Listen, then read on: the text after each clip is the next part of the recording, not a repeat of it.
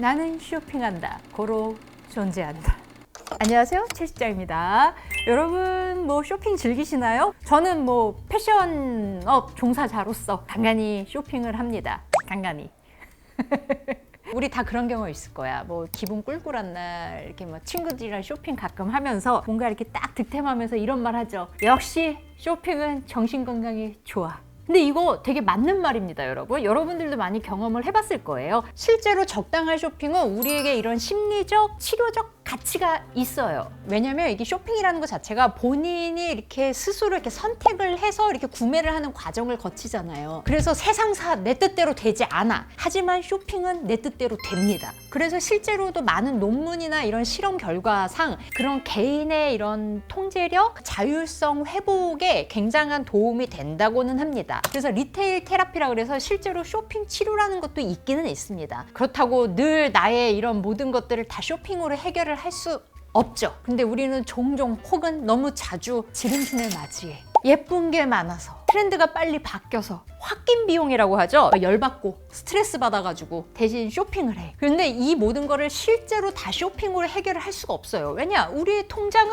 사실 한계가 있고 그 다음에 이게 쇼핑으로 100% 이거를 메꿀 수 있느냐? 그렇지 않기 때문이죠. 그리고 무엇보다 부정적인 감정을 해소하고자 그 회복을 위한 소비는 또 다른 부정적인 또 감정을 야기할 수가 있습니다. 그래서 원론적인 방법들이 있습니다. 뭐 유혹의 자극과 멀어져라. 그러니까 예를 들면 이런 거, 홈쇼핑을 보지 않거나 뭐 쇼핑 앱을 지우거나 신용카드를 체크카드로 변경한다거나 혹은 이제 현금으로 소비를 하는 거, 운동, 취미, 이런 건강한 이런 거에 관심을 돌려라, 뭐 이런 얘기들이 있습니다. 근데 우리 알잖아요. 뭐 말이 좋지. 그거 뭐 실천 바로 가능하면 내가 뭐 이렇게 인간미 뿜뿜하는 사람이 아닌 거죠. 제가 지름신이 강림하는 것이 여러분들보다 예전부터 더하면 더했지 덜하진 않았을 거예요. 왜냐면 저는 어렸을 때부터 옷에 되게 관심이 많았고 쇼핑하는 걸 좋아하고 의상학과 나왔고 스타일리스트, 그 다음에 지금 패션 유튜브 하고 있잖아. 그럼 내가 쇼핑을 해야 돼? 안 해야 돼? 어쩔 수 없이 하게 될 때가 많고요. 어쩔 수 없이 지름신이 막 이렇게 그분이 막 올 때가 있어. 어느 정도 이걸 해소하기 위해서 실제로 득템을 하게 되면 되게 좋지만 사실 그거조차도 못하던 시기도 있었습니다. 특히 그 어시스턴트 시절에는 월급이 20만 원이니까 뭘 살 수가 없어. 근데 보는 건 다 하이 패션이야. 와, 그때 느껴지는 괴리감은 진짜 어마어마해요. 그래서 실제로 저는 어떻게 해결했는지 저의 사례를 좀 참고가 될 수 있게끔 오늘 그 얘기를 해보려고 합니다. 나 때는 이제 그런 게 별로 없었는데 지금은 여러분들 대부분 온라인 쇼핑을 많이 할 거예요. 막 이것도 사고 싶고 저것도 사고 싶고 막 이럴 겁니다. 그러면 그거 다 사재 끼면 안 돼. 다 필요하지도 않고요. 후회만 더 커지는 경우가 많을 거예요. 첫 번째 가장 쉽게 할 수 있는 건 여러분들 그냥 그거 다 장바구니에 담아요. 담아놓고 계속 봐. 오늘 담은 거 플러스 어제 담았던 거랑 뭐 비교도 해보고 한 5일 후쯤에 뭐 또 하나 뭐 또 눈에 땡기면 그것도 봐. 보는 김에 저번에 담았던 장바구니 계속 봐봐. 이거 보잖아요. 진짜 갖고 싶었고 빨리 결제해야 될 것 같은 건데 의외로 이게 흥미가 떨어진다. 그래서 장바구니에 이거를 담아두는 것만으로도 되게 효과가 있어요. 이 장바구니에 담아두는 거는 내가 어쨌든 살 여지를 두는 거잖아. 그러면은 쇼핑에 대한 기대감이 커집니다. 이거는 이론에 있는 얘기예요. 이 쇼핑에 대한 기대감만으로도 도파민이 나온대. 근데 이 도파민은 꼭 그게 구매를 해야만 나오는 게 아니고 전에도 나와요. 근데 요거를 이제 계속 보잖아? 뭐 어느 순간 약간 생각보다 흥미가 떨어져. 이거 되게 괜찮았던 것 같은데 그냥 그러네? 그러잖아요? 그럼 그거 삭제하면 돼. 그리고 또 어쩔 수 없이 삭제되는 것도 있다? 내가 긴가 아민가 해서 위시리스트에 일단 넣어놨어. 그 사이에 품절이 되거나 내 사이즈가 빠지는 경우가 있습니다. 뭐 어쩔 수 없잖아. 생각보다 아쉬움이 조금 있을 수는 있지만 어쨌든 물리적으로 어쩔 수 없기 때문에 그거는 이제 또 삭제해. 삭제하면은 잊혀져요. 온라인 쇼핑은 이 방법을 한번 써보세요. 몇 번 보잖아? 금방 질려, 생각보다. 더 확실한 방법이 있습니다. 오프라인 가면 돼요. 특히 SPA 브랜드 같은 경우는 이제 접근성도 굉장히 좋고 그 다음에 피팅 사용도 굉장히 뭐 편하게 잘 돼 있잖아요. 예를 들면 자라 같은 경우가 그래. 거의 2주에 한 번씩 신상들이 막 업데이트 되잖아요. 그러면은 또 트렌디한 아이템도 많기 때문에 제가 생각보다 장바구니에 꽤나 많이 담거든요. 근데 그거 막상 피팅룸 가서 입어보잖아? 그러면 내가 그 모델 컷을 봤을 때는 와 되게 예쁘고 되게 사야 될 것 같고 되게 괜찮아. 근데 막상 이제 비루한 내 몸에 거쳤을 때 뭐야 생각보다 되게 별로네? 이런 마음이 빡 듭니다. 사진빨 말고 실물이 별로인 경우도 많아요. 그래서 내가 실물을 접하거나 내가 입어본 순간 구매욕이 뚝 떨어지는 경험 많이 했을 겁니다. 그리고 또 하나 오프라인 갈 때 친구랑 같이 가는 것도 방법입니다. 좀 약간 팩폭 날리는 친구랑 같이 가. 누구랑 같이 가는 게 진짜 중요해. 옆에서 부추기는 애들 있어. 저희 가면 맨날 하는 멘트가 있어요. 뭐? 찰떡이시다. 안 돼. 팩폭 날리는 친구랑 가야 돼. 적당한 가격대는 사실 뭐 사면 사는데 저번에 개인적으로 프라다 행사를 초대를 받았어. 송사회를 데리고 갔어. 근데 이놈의 기집애는 말리지를 않고 옆에서 어머 언니 이건 진짜 너무 괜찮은데요. 언니는 프라다라며. 근데 그놈의 기집애 때문에 내가 저기 서희님 탓이다. 그래서 여러분 쇼핑메이트 잘 골라야 돼.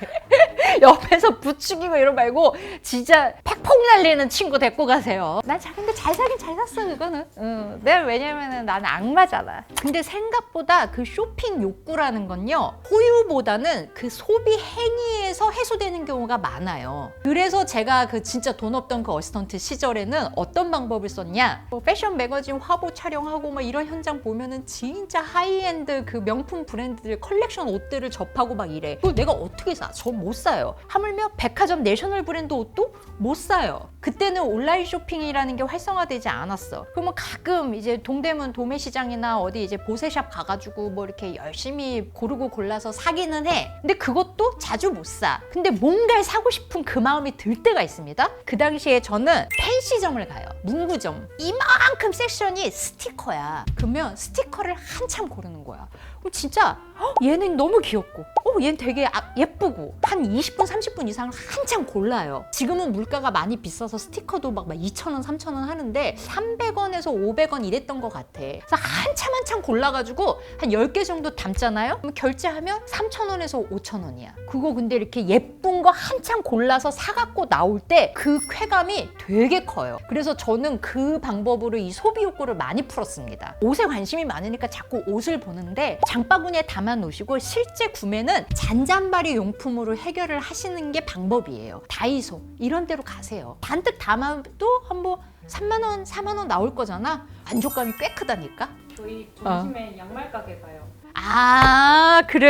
그래. 어째 니들이 양말을 자주 사재낀다 했더니만 들으셨죠? 우리 직원들은 양말 가게를 간다고 합니다. 근데 이제 문제는 이런 겁니다. 특정 아이템에 꽂힐 때가 있어. 제가 유튜브 초창기 때 제 가방 하울하면서 그때 당시에는 명품백이 하나도 없었어요. 그래서 그때 했던 얘기가 이겁니다. 그걸 한창 갖고 싶었던 나이에는 돈이 없었고 그 이후에는 사실 물욕이 없었고, 근데 지금은 돈도 조금 생기고 가끔 물욕도 막 생겨서 몇 배 정도는 제가 소비를 했어요. 근데 지금 꿈틀 일어나는 지름신은 뭔지 알아? 시계다. 큰일 났습니다 여러분. 갖고 싶은 시계 뭔지 알아? 까르띠에 크래쉬. 그거는 못 구해요. 어디 경매에 2억 얼마로 나왔대. 크래쉬는 뭐 사실은 그냥 너무 내 스타일이긴 하지만 그냥 그림의 떡인 거고, 그 까르띠에 베누아도 참 괜찮아 보이더라고. 그거 살라고 하면은 얼마야? 요즘 막 2천만 원대인가? 그래요. 갖고는 싶어. 근데 내가 솔직히 시계를 잘 안 차. 그래서 내가 어느 날 신랑한테 신랑, 내가 뭐 딴 건 모르겠고 이제 이 중년의 나이에 근데 지금까지 열심히 달려온 나를 위한 선물로 좋은 시계 하나는 좀 했더니 신랑이 정신 차리라며 딴 건 몰라도 너 시계는 안 된다 막 이러고 있는 거야. 소비 행위 자체로 만족되는 경우는 있지만 이런 경우는 애매하지. 그러니까 사실 필요하진 않아. 그냥 갖고 싶은 소유욕이 지금 들고 있는 건데, 근데 내가 그 갖고 싶은 특정 모델은 너무너무 비싸잖아요. 근데 제가 이거를 얼마 전에 해소를 했습니다. 이걸 어떻게 해소했느냐? 이걸로.